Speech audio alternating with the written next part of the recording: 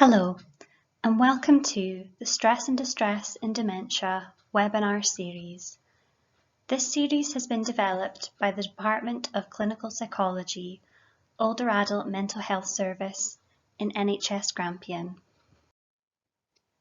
This module will focus on the psychological needs of people with dementia.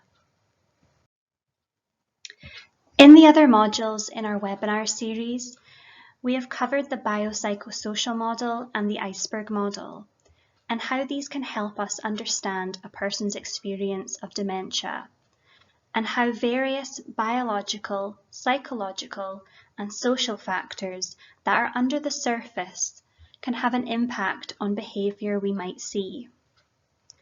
We can think of this next model as zooming in on the psychological aspect of the biopsychosocial model.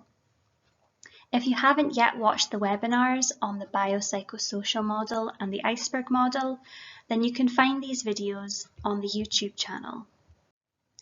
On the screen now are the main psychological needs of people. We all have psychological needs, and these are no different for people with dementia. So firstly, we have attachment. We all need to feel we have a bond with someone or something. It's about feeling attached to objects and others, particularly at times of change or when we feel insecure. Comfort is about the provision of warmth, the soothing of pain and sadness, and closeness to others. Identity is knowing who you are and how you feel about yourself. Your identity is a story about yourself, including your history, your past experiences, your interests and hobbies, and your relationships. Inclusion is the need to feel included, either as part of a group, however big or small, being part of community, and part of society as a whole.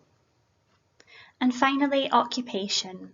This is our need to be involved in activity that is personally meaningful. This isn't just about work, but can be any activity or any hobby. Most of us can probably quite easily meet our own psychological needs for the most part. Or, if we're not meeting those needs, we can more easily identify what the problem is and communicate that to other people or do something about it ourselves.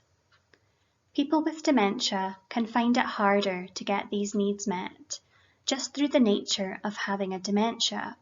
So for example, having poor memory, being in a care home, all of these things can make it more difficult to have these psychological needs met.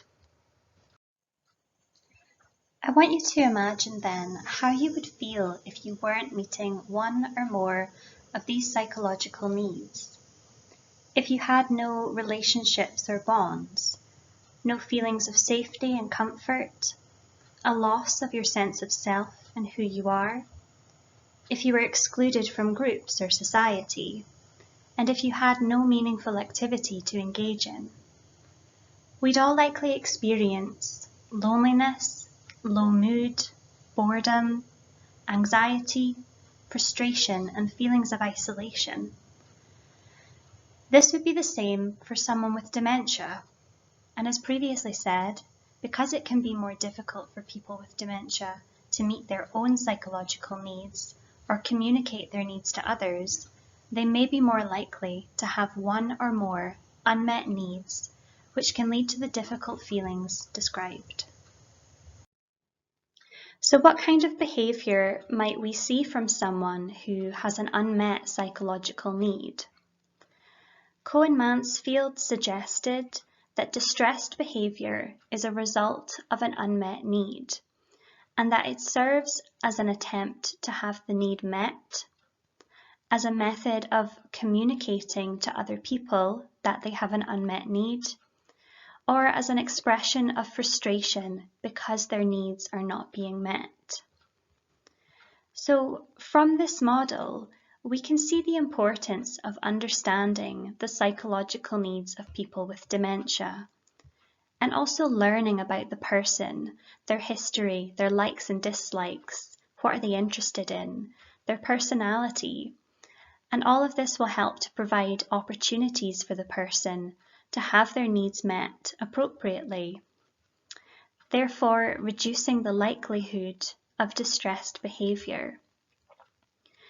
Again, we are looking deeper under the surface of what we see, thinking about other factors such as psychological needs that might be contributing to the behaviour that we see. Here we have a short case example of a gentleman called Jack. Jack is 86 and has dementia. He experiences memory problems and lives in a care home.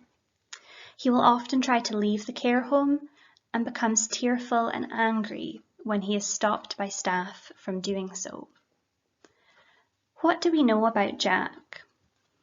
We know that Jack was a hard worker and liked to stay busy even after retirement. He would often work in his garage on his car. He also had a dog and would take her for walks twice a day. So thinking about Jack, can you identify if he has any unmet needs and what these might be? So let's remind ourselves of the 5 main psychological needs. Given what we know about Jack, it's likely that he is not having all of his psychological needs met. For example, he may miss his dog, who he loved and cared for very much, therefore not having his needs for attachment and comfort met. He also used to walk his dog twice a day and would spend a lot of time tinkering with his car in the garage. He now has very little to do in the care home, and so he's potentially bored, not having his need for occupation met. And as a person, Jack can't stand sitting around all day. It's not something he would choose to do with his time, and therefore he feels a lack of purpose and perhaps a loss of identity. We can see clearly then that Jack has a number of unmet needs. His behaviour of trying to leave the ward could be viewed as a way of communicating to staff that he's looking for something to do.